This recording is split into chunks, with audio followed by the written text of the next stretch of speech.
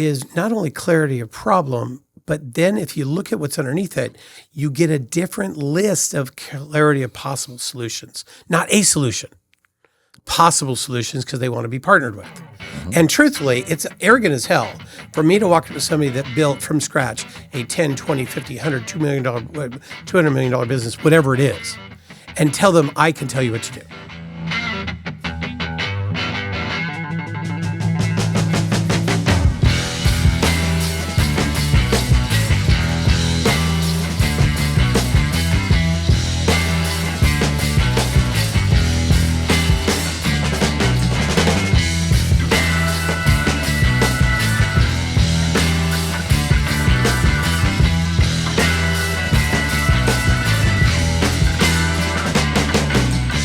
Hey, everybody, and welcome back to another episode on the Exit Is Now podcast with me, your host, Scott Snider, hanging out with let's call him an exit planning legend today. He's been on the show a few times now, and now is back in the second half of our season here to talk about activation. How are we activating ourselves as professional advisors, as certified exit planning advisors, so that we can be a part of the business owner's plan, path, and strategy. So, Joe, welcome back to the show. Thank you. And you haven't been in the new studio, so we've moved studios now. Congratulations. Thank you. I appreciate it. We're trying to get bigger and better and a little bit more sophisticated along the way. We're in this cool, what we call Snider family warehouse that kind of tells our entrepreneurial story of 4 generations of I walked around the walls, and then I went upstairs. Yeah. The only thing that was bad for me, I saw a place that there was supposed to be wine, there wasn't. I know. And I thought about sending it to you, and then I looked down at McKinsey, and I said, McKinsey, does this place get air conditioned in the summer, or is it allowed to get hot? She could really get hot. I said, I can't put wine in there then. Yeah, I know, right? Exactly. So I think it'll be kind of cool. We're trying to, use the early second half of the season podcast, kind of test the space a little bit to see how we might use it to entertain some guests in a unique way, right? I always think it would be cool as a collaboration space. What I love about it, as I walked around, there's the history of you all and the different businesses that you've been in. And it was wonderful to watch that and see the culture and see the heart and see the balance of it, balanced against the fun toys and pieces that are around and little spaces that are different, and a great place to entertain and hang out. Yeah. But also we as entrepreneurs have a feeling of where we came from, what we did, that most people call pride. And for us, it's almost... It isn't pride like I want to brag. It's pride in, guess what, I survived. Yeah. Guess what, I survived these stages. Because I remember getting up in the middle of the night or early in the morning and looking in the mirror in the bathroom, not knowing if I wanted to scream, cry, or punch a hole in the mirror oh my God. And I talk to advisors all the time and I say, it's hard to understand an entrepreneur unless you've had to cover an amount for payroll that's more than you had to cover it with. Yep, been there. And if you've done that, you understand being an entrepreneur. Being an entrepreneur, like people who call themselves CEOs, when you have a laptop in yourself, is not the same experience. No, sir. No, sir. Knowing that you have people that rely on you to make sure that they can pay rent, they can pay mortgage, their kids can go to school, they can buy groceries, they can save up for a new house, et cetera. Yeah. And that you promise to make sure that continues. And you will get a greater benefit if it goes well, but if it's not going well, you're going to cover it. Yeah. And there's a moment, and you watch Rooms for Entrepreneurs, and you say, when you have to cover a payroll that's bigger than what you have and it's days away, and the small g gods of cash flow send it just in time. yeah, you figure it out some way. Yeah. And unless you've lived that in one or multiple businesses, one or multiple times, understanding the servant leadership that an entrepreneur feels is difficult. It isn't 2 or 3 employees, and what do you do? It's this other thing, and the wanting to build and the wanting to take care of others. And we as entrepreneurs get called all these labels, narcissist type A, et cetera. And the reality is you're dealing with 99% of them are merely servant leaders that are doing the best they can with what's in front of them. Right. And when they feel the stress that they might let somebody down, their acting out is, I've got to make this work. Yeah, it's so true though.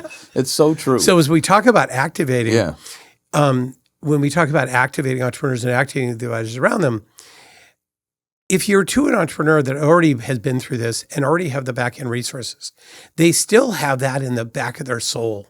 Mm-hmm. This moment way back there that they're worried about coming back. The number of people that I've talked to that now have, by anybody's measure, more than enough.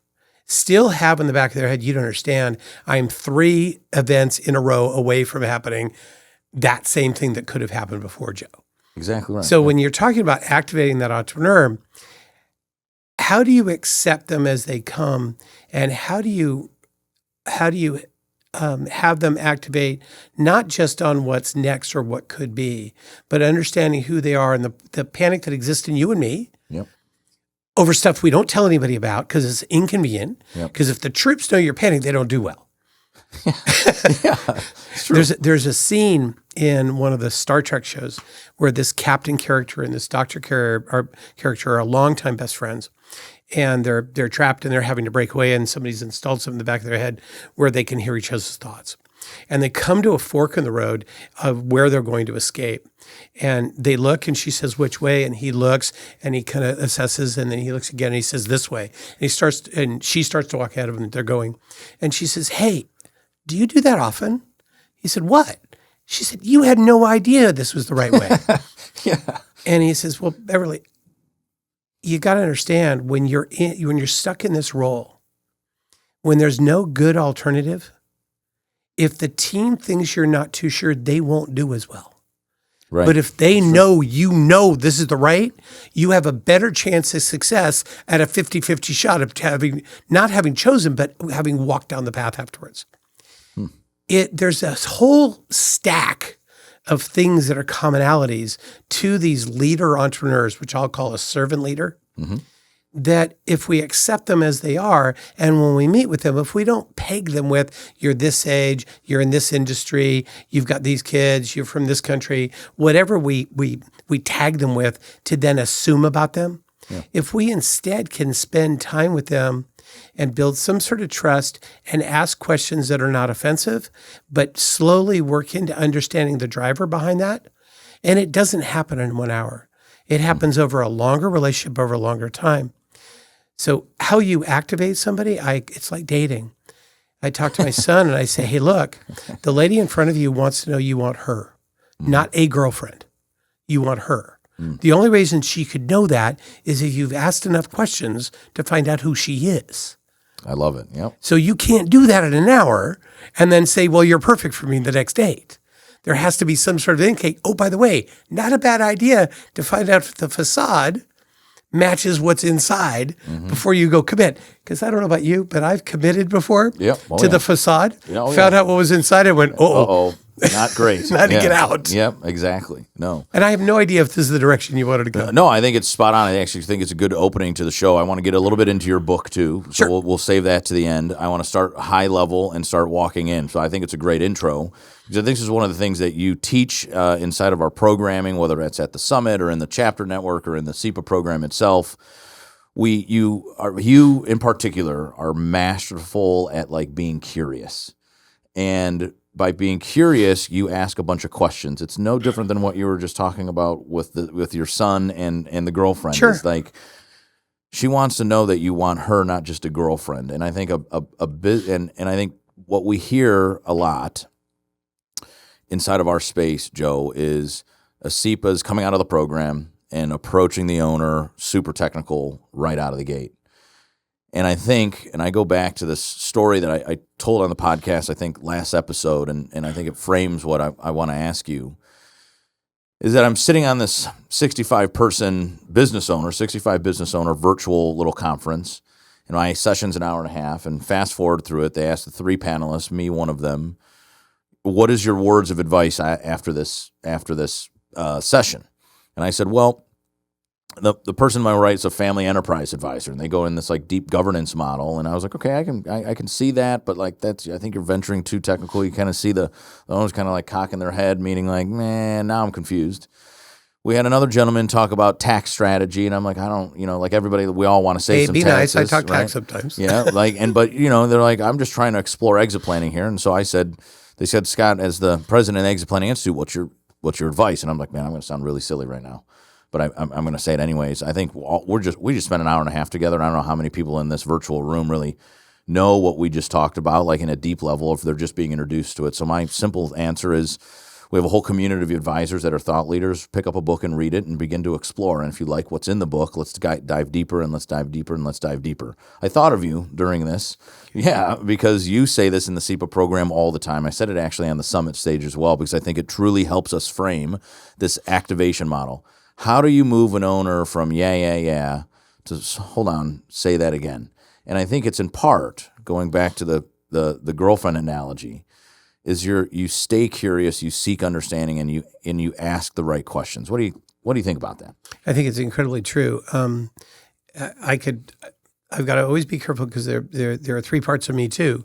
I'm like any other entrepreneur. There's the true, I built model systems, ways in which to attack, go through out of respect for the other human being. How would I do this in a way that's repeatable, that has a high level of touch, but also respects the other side? And then there's this overthinker, number two. Mm-hmm. And then number three, there's this listening to your angels, listening to something else that's not logical on what might be a good thing to do. Yeah. I agree that most entrepreneurs are very quick thinkers or very quick decision makers if they feel they have all the data and they can trust the room.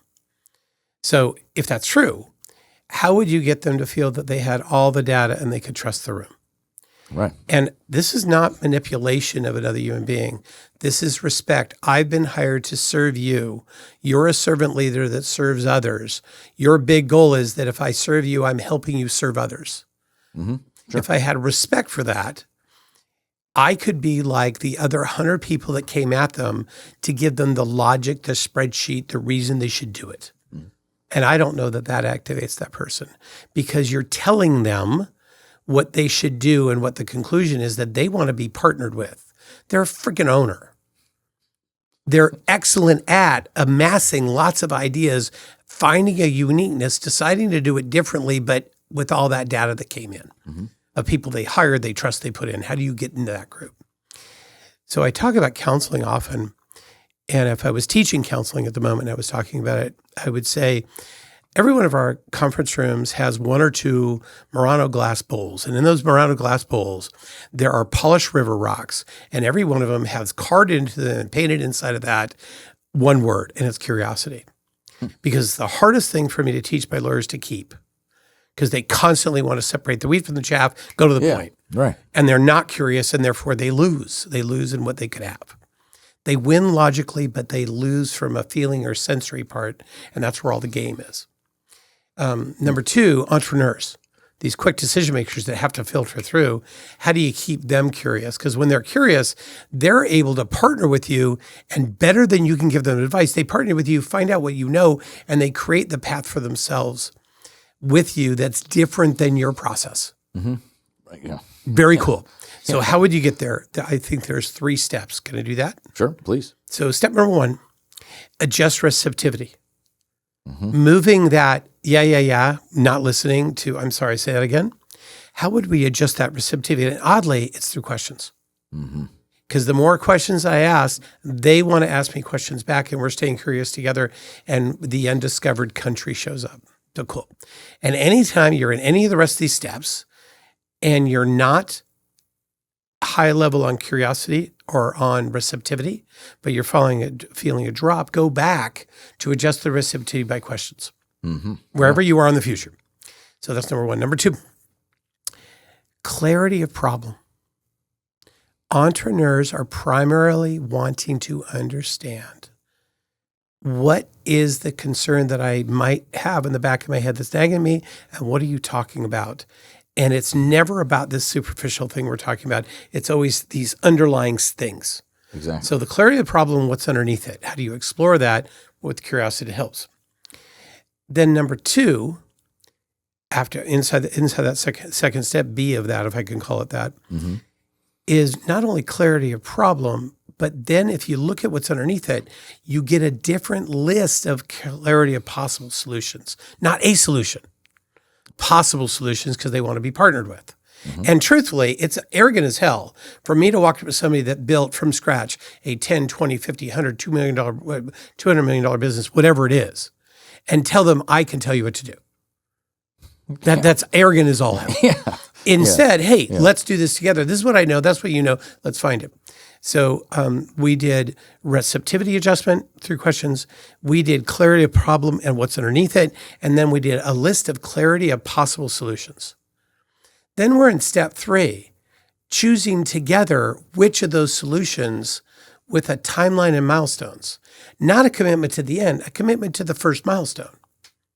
Now an entrepreneur says, I'm feeling partnered and connected with, and you're going to get a different outcome than if you would have told them what to do based on your logic because of whatever check the box. They're this age, they're this married or not, they're this ethnicity, they live in this part of the country, they have this industry where you decide ahead for them. Because even if you were right in the big bell curve, these are entrepreneurs who are successful. They're part of 1/2% of all Americans. Yeah. Their advice is not in the 99% commonality. It's absolutely right. Yeah. I get way too excited about this? Yeah, no, please continue, please. So I think that in answer to your question, as we're looking at entrepreneurs and we're looking at business owners that are in industries that help entrepreneurs, and let's do a distinction here. An entrepreneur that's decided to take onto their bag of rocks on their back, large payrolls, large risk, is different than an advisor that has a team of 2 or 12. Yeah. That is not an entrepreneur like we're talking about. Yeah. The pressures are different. The risks are different. And the servant leader part of them is not only of these entrepreneurs are serving their family, and then they're serving their employees, and then they're serving their customers that help support those things. Mm-hmm. There is a level of, I don't want to fail them, that nobody sees. Yeah. So do I activate by working towards their greed? Do I activate by working towards fear of failure? Or do I activate saying, I see your success, I see all parts of you, let's do this together? Mm-hmm. So in the activation process, I'm starting to lay this out maybe in 4 segments, and I think there's more, but the 4 segments is, and I think the one we're touching on right now is my approach with the owner. So I'm sitting down with the owner. My approach isn't technical at first. It's curious and questions and conversational. We're getting to know each other. We're seeing what's underneath. The other ones that maybe lay out is language I could be using. Mm-hmm. Another one that I think there's some tools that could support our work as we venture down, right? There's some tools. There should be singular sheets of paper that an entrepreneur looks down at and goes, oh. It should be self-explanatory, and it should pose the dichotomy of 2 or multiple things where they look down and they go, oh, and they look at you like, if that's true, you better know the answer because I need to fix this. Yeah, like they're like, oh. I'm sorry, you were telling me all 4. That was fine. And then the last one, and we can go back to tools, and the last one I think is people. And so you talk a lot about this and inside of SEPA and inside of our community a lot. And I thought of you again the other day when I was in Chicago. I was in Chicago at a chapter meeting, and I've been telling this story on all of these activation podcasts because I think it's just it's a key component, particularly of what you guys teach. And we're sitting there in these pods at our Chicago chapter meeting, and they have this really cool case study where they're going through it, and then we have pause points where we're supposed to go back into our small group and ask questions. And one of them was about how we refer work. And no one was asking this question, and I was like, I feel like the inner Joe here. I got to harness this question. And so I had asked Tim, our chapter president, I said, look, I don't want to actually speak or participate or speak at the front and participate that way. I'd rather just sit at the table, and this is a learning opportunity. I had Paige, our vice president of marketing and brand strategy, with us. So we just want to come learn and grab insights. And so, but I couldn't hold back. And so this one, I was like, honestly, what's top of mind for the 50 people that are in this room is what has to be true for me to refer you work. And I go back to, you say something that, honestly, for me, I hear it so much that when I first heard it, it was actually pretty profound. I've never heard people go, well, I want to know like who you are, like what do you like, But you also say, in order for me to refer you work, I need to know how you charge. How do we make money? And I don't think anybody actually goes there except you guys. So can we talk about the people component? Like if you're the attorney and I'm the CPA, you go, well, I'd like to, like, we're going to go into this client. I'd like to know how you make money. And I don't think it's a bad question to ask. I actually think it's quite smart. Actually, I think it's the question the client wants to know. Okay. And I think the other advisors should want to know, but often don't because they see it as a stumbling block to a thing. Okay. So if you've got 3 players, player A, player B, player C, that are going to go help an entrepreneur, is it possible that one of those 3 players believes that if another player does their process first, or if another player charges too much, there won't be enough bandwidth of process or bandwidth of time or bandwidth of money to let the other advisor do their thing? Is that possible? Yeah. And my answer would be, oh yeah, it's the first step of, well, wait a minute. Will your thing derail my thing either because of time, process, or money? Right. But nobody wants to talk about it. Oddly enough, the client, when they hear all this and they've heard somebody talk for 20, 30, 50 minutes or an hour, they think, okay, what do you do and how do you get paid? Because they're friggin' entrepreneurs. Well, The first thing in their mind is, what do you do? How do you get paid? Yeah. Yeah. That's how they run. And they're not doing it of, I want to pay you less, I want to do less. It's, I don't understand what I'm evaluating. I, as an entrepreneur, am evaluating, do I do something or not for my business, which supports all the people I love? Yep. My family, my employees, my customers, et cetera.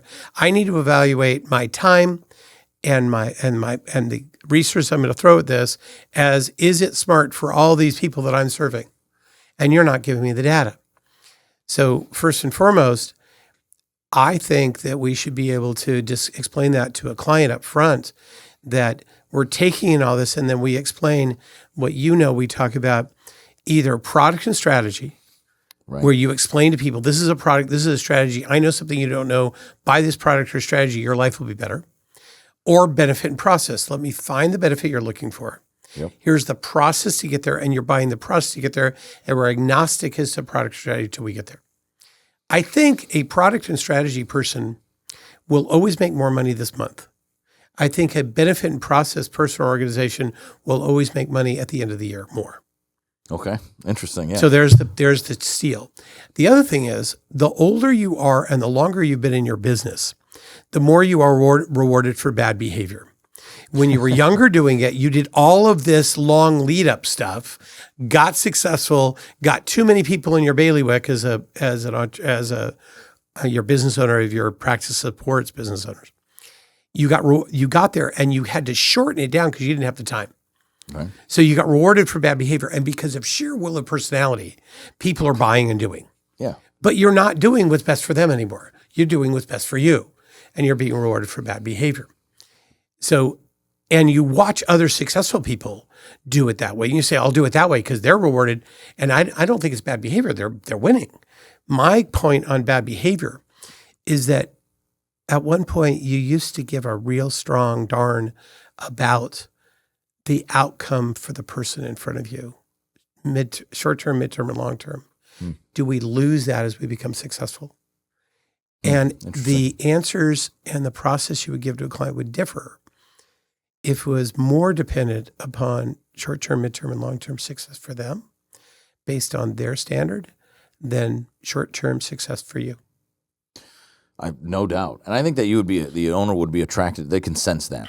I think owners can sniff that out. So they're going to look to, if we think about, if every interaction, if the book you write, if the book I write, the one we do together, if the meeting we go to, the podcast here, if you first put your head in, the person that's going to receive the data, what is the plight that they're in life?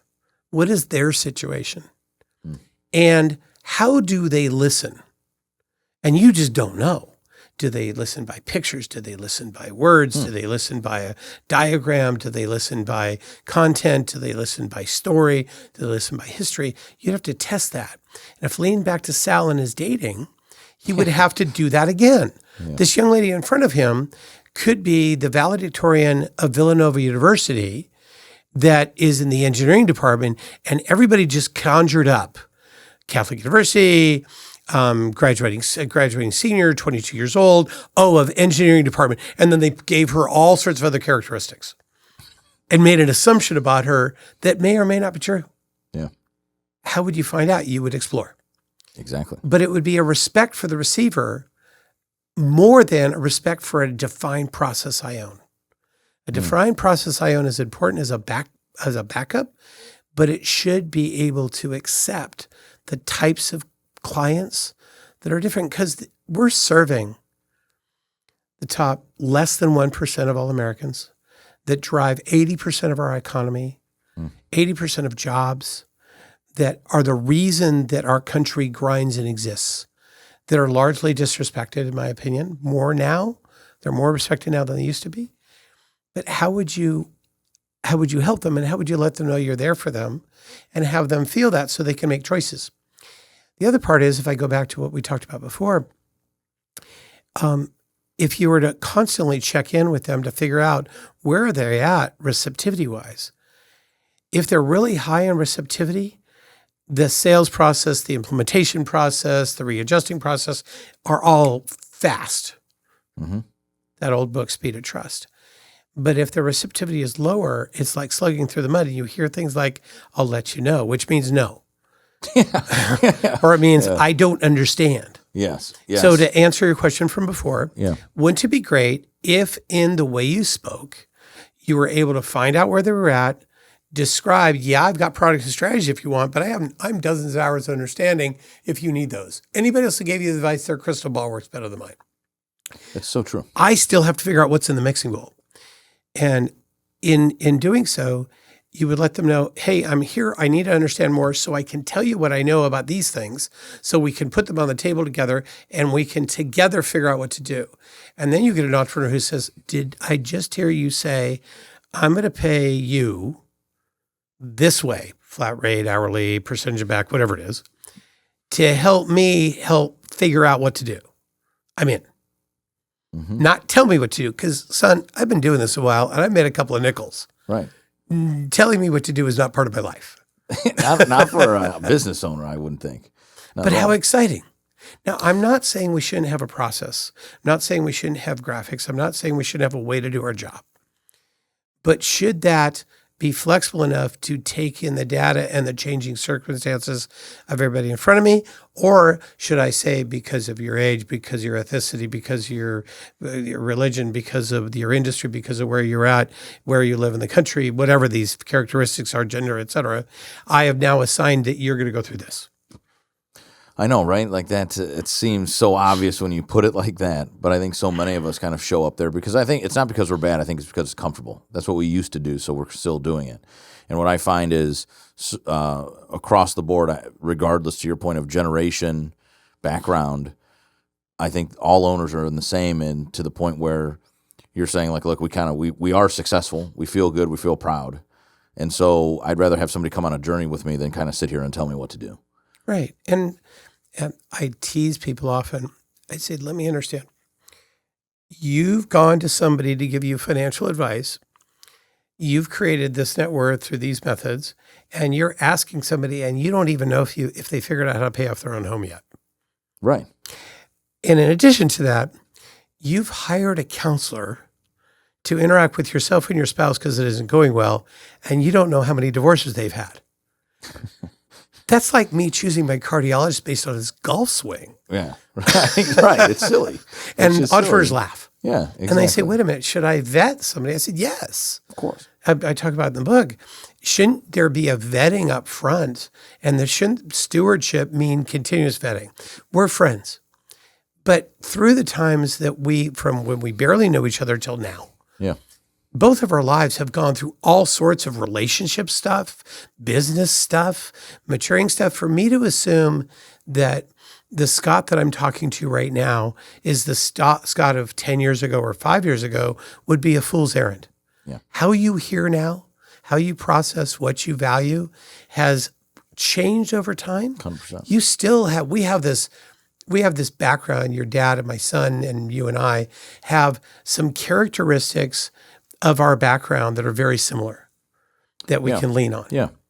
But our life experiences as we age, as we go through business, have been changing as our relationships with the people that we love desperately and the people that let us down and the people that took care of us and the people that did well, the people we let down, the things we did. And the way you and I hear each other is different than we did each other 10 or 5 years ago. Yeah, 100%. Isn't that true for the entrepreneur? Absolutely is. It absolutely is. And I would say even more so for them, because you got to talk about somebody who's changing all the time, especially today. Right? My gosh, with the business world changing, I know that Caesar and his son had a conversation where Caesar looked over and he said, "Son, the world was different for me. It's happening faster for you." And I think I'm going to have that same conversation. I'm sure your dad did with you. Yep. I'm sure you do well with your children. Yeah, 100%. I think it's faster right now because of those friggin' devices, et cetera. But I don't think this is a new condition. No, I think it's always been. It's just quicker. And I think entrepreneurs are seen as stuck in their ways. The reality is they know that if they use true underlying principles and then adjust their application of it, they're successful. And every time they've given up on one of their true principles, they've got bit in the butt. Yeah. There's a list of truisms that they now have that they've learned through scars on their back and wounds that if I'm careful about these things, and if I notice those, I will preclude having that disaster again. Yeah. And they're more principle driven, if I can call it that. Yeah, absolutely.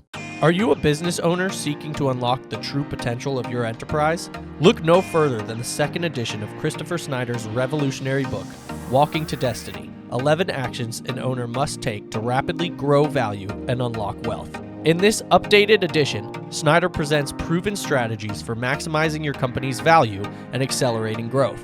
Whether you're aiming to sell or simply want to ensure long-term success, this book offers a blueprint for building a thriving, self-sustaining business. Walking to Destiny isn't just another book, it's a game changer, backed by Snider's own experience as a successful business owner and as a CPA. This book bridges the gap between business owners and advisors, guiding you towards financial freedom. But don't just take our word for it. Hear from those whose lives have been transformed by its insights. One satisfied reader raves, "The best guide for transitioning out of privately owned companies. I recommend it to all business owners and advisors." Another praises it on its focus for maximizing business value, calling it their, quote, principal tool for educating owners. Ready to take control of your business's destiny? Visit walkingtodestiny.com now and use code EXITISNOW to claim your free copy of Walking to Destiny: 11 Actions an Owner Must Take to Rapidly Grow Value and Unlock Wealth. Don't wait for the perfect moment. Make the moment perfect by seizing this opportunity today. Hey there, business owners. Are you ready for a game-changing opportunity? Introducing the 2023 National State of Owner Readiness Report. Over the past decade, this groundbreaking research has reshaped how we view business ownership and exit planning. This report isn't just another study, it's a deep dive into the evolution of business ownership. It shines a spotlight on the crucial intersection of business attractiveness and owner readiness, revealing the undeniable impact of preparation on achieving successful transitions.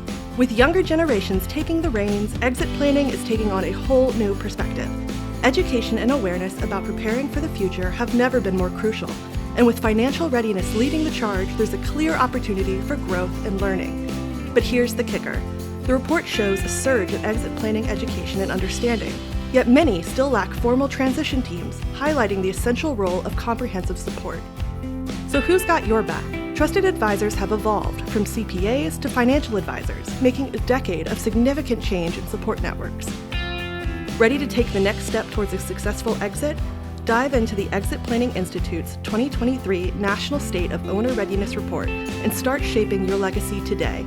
The future is knocking. Are you ready to answer? Discover your readiness level at 2023ownerreadiness.com and take the first step towards a successful and significant exit. So a couple more questions. I want to get to talking to the book, too, on the show.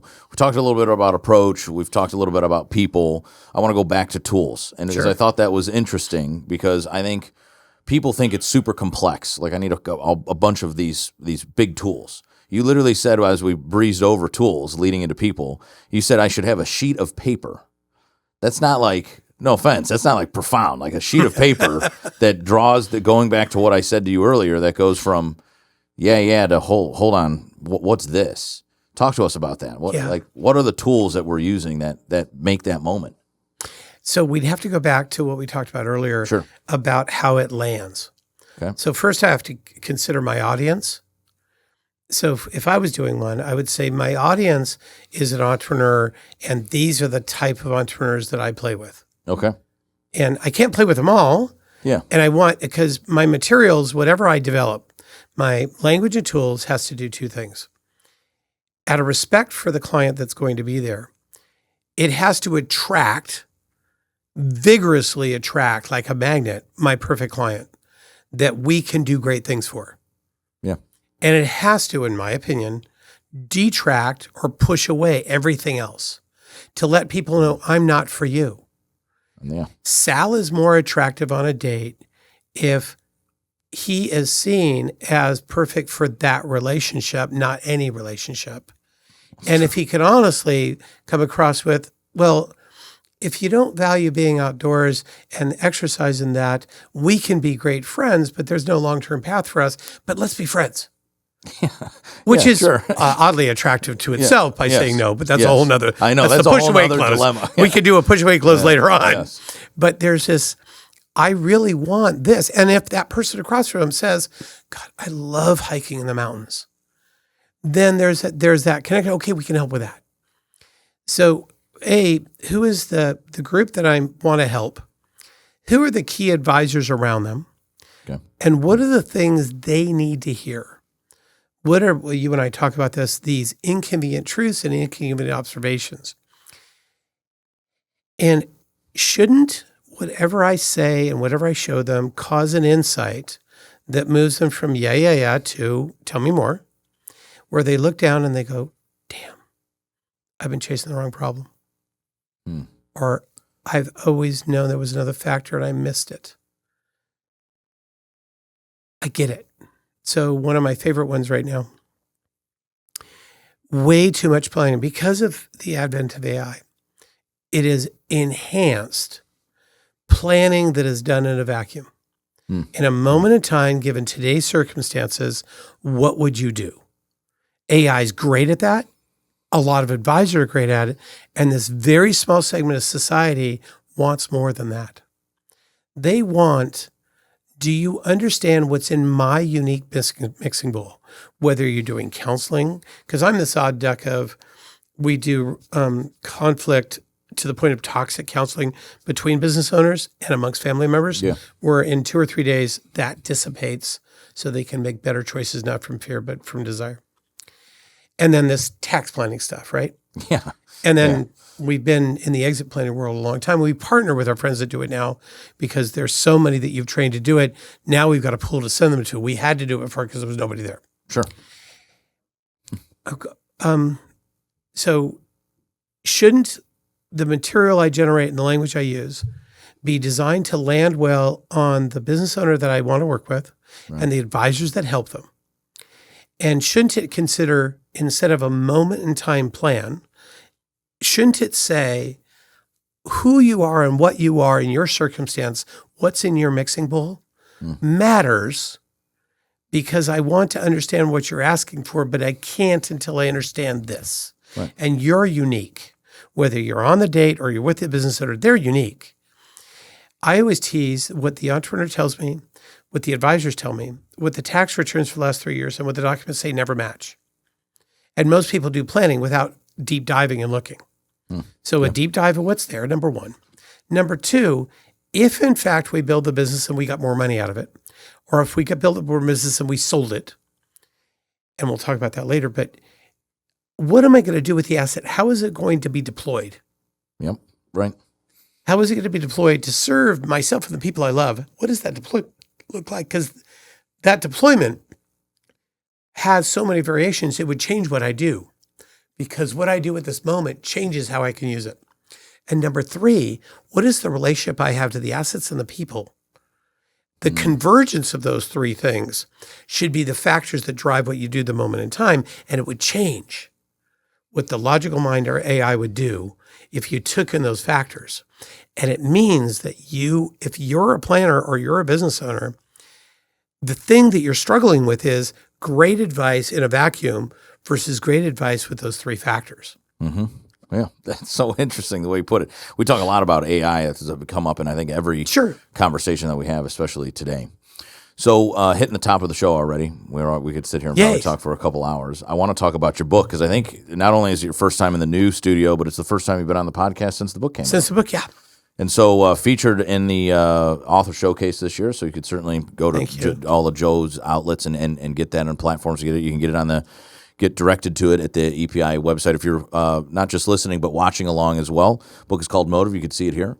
And so I always it's on Amazon like everybody else. Yeah, like everybody else. And when I have an author on the show, I always like asking a couple of questions. I find it fascinating. I wrote, if you remember, we joked about this on one of the other previous episodes with a longtime, more veteran SEPA. Remember that little book, Fishing for Value? Yep. Where we use it as really a case study, and we tried to move it along. Those were my young years, I guess, and as I was growing up through value acceleration.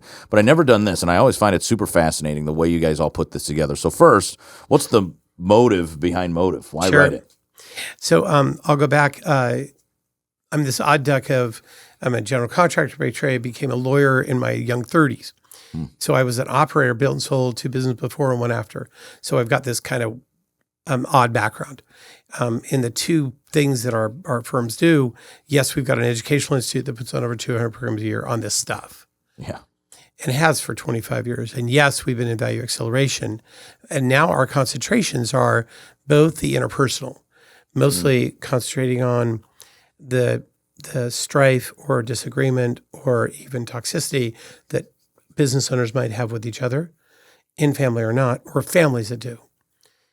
And that developed over time from our planning that does the tax work and the asset protection work for families, right? Mm-hmm. So that's combination. There are 7 legal, financial, and tax technical books out there that we've written with other friends. Yeah, right. An 8th one coming out now that had to be written because of friggin' crypto. God. Had rewritten on that section. And there are 4 tabletop coffee table books that are meant to have somebody in 5 or 10 minutes go, oh, and get motivated. Another tool. Another tool. Exactly. And I don't know, 12 online surveys, 2 or a half an hour long, the rest are 5 or 10 minutes to have somebody go, oh. So there's a central theme to all that, right? Exactly. And then some card decks. Motive was, I was confronted by a set of families who said, Joe, but what about people that can't be in front of you? And that hit hard. And I had a gal say, I want to be able to give this to a friend. Not that yet, but this set of theories.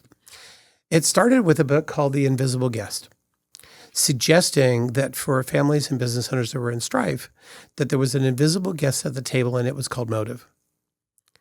And nobody saw it. Nobody saw it at the Thanksgiving table, but there was a negative outcome often because they didn't see it. And there was a misunderstanding of underlying fact between people amongst what had happened in history. Because if 6 people were on a 3rd story looking down at a situation, they would have 6 different observations while they watched the same thing. Yeah, right. So, but all of us do it with our families and our businesses, et cetera. And a misunderstanding of facts and a misunderstanding of actions, which are actually reactions to bad facts. Yeah. That combine to, I now know Scott's motive. And I now tag Scott. I've known him long enough. He acts like this because of that. Yes. Well, gosh, I've just limited your whole world and my perspective of that. In addition to that, myself, those same things in my own motive. So in this world of advisors working with each other and clients, there's this choosing and being chosen thing happened that nobody really pays attention to. And if you did, you'd play it differently. Yeah. The business owner in their choosing advisors and getting chosen by them would play it differently. My spouse, that is the mediator of all this, would be the advisors would be. Then there was a how does it affect my family and how do I see that part? So there's these 5 chapters of things like this. And there are QR codes to play little 1 sheet of paper things for a minute or 2 with a little bit of my voice that has somebody to go, oh, and it lets their mind catch up with the writing because it's kind of thick. And there are 10 exercises that people can do that have them come to a realization about their stuff. So they're built as corny little exercises where people get halfway through and they start to see where it's going, and they'll actually call me and curse at me. Like, I wish I didn't know that. Yeah, I can't unknow that now. Yeah. Now I can't. That can't go away. Right. And that plays with my reality, Joe. And I said, great, go deal with it. Yeah. Yeah. Again, great decision makers, quick decision makers when something's not hidden from them, having them discover some things that's been ancillary.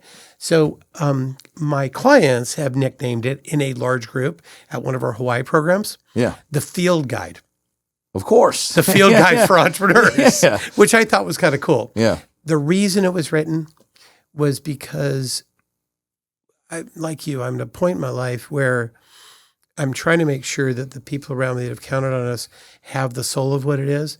And I have not said this out loud to groups, and here you go. Perfect. To be very vulnerable. It was silly of me as an operator to hide the secret sauce that made the real success. But just like every other entrepreneur I know, and Steve Jobs, when you watch him, it happen to him twice in his life, I didn't want to be kicked out because everybody thought they had it figured out without me.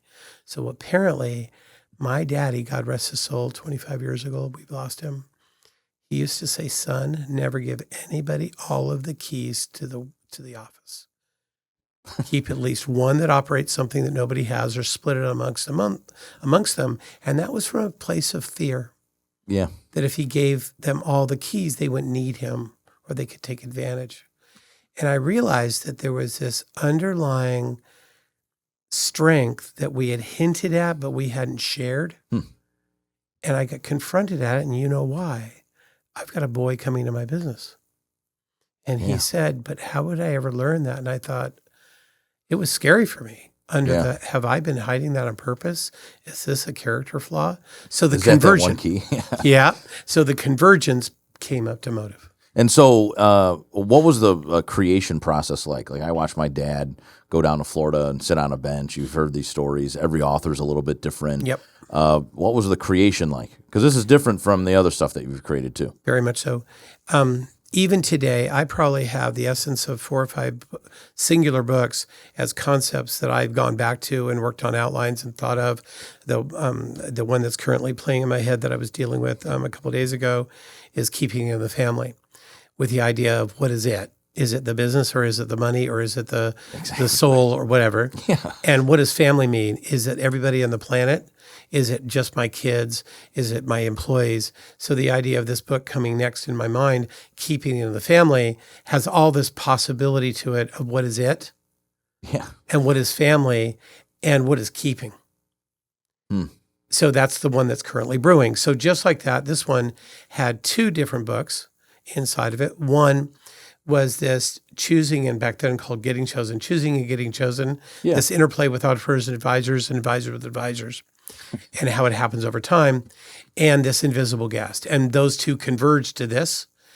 So there was a ton of writing, and I chose, the process for this was so hard because I was revealing so much of my soul. So my typical writing process wasn't working because I was afraid. Okay. I kept on noticing that I wasn't giving it all up, suggesting I didn't know how or couldn't, which was malarkey.